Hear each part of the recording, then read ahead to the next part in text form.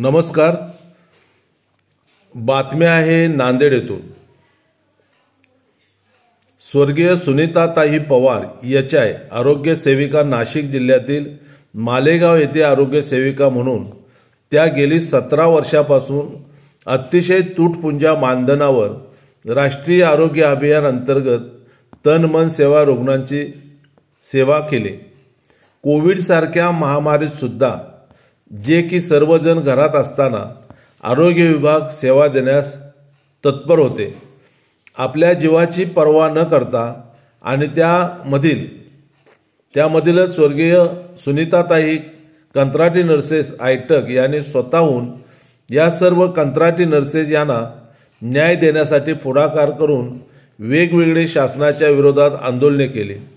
अशाच एका आंदोलनावेळी मुंबई येथील 31/10/2023 मध्ये एचआय ताई होती आणि आंदोलन संपल्यानंतर आपल्या घरी आले असता शासनाच्या ह्या निर्लज्ज कारभारामुळे आपले कसे होईल, आपला परिवार कसा जगेल, ह्या आणि अशा अनेक शासनाच्या मानसिक त्रास घेऊन 3/11/2023 रोजी त्यांचा मृत्यू झाला. त्या ताईला मदतीचा एक छोटासा सहकार्य म्हणून कॉम्रेड संजय देशमुख राज्य संघटक, महाराष्ट्र राज्य आरोग्य खाते कंत्राटी नर्सेस युनियन यांनी आपल्या समस्त जिल्ह्यातील भगिनींना सादर स्वर्गीय सुनीताताई यांना मदतीचे आर्थिक सहकार्य करण्याबाबत आवाहन केले.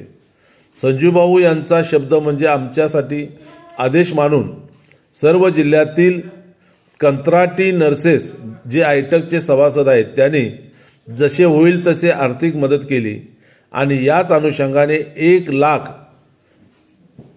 हे त्यांचे 7 वर्षाच्या मुलीच्या नावाने 10 वर्षासाठी FD करण्यात आली आणि ₹30,000 रोख हे त्यांच्या परिवाराला चेकद्वारे देण्यात आले.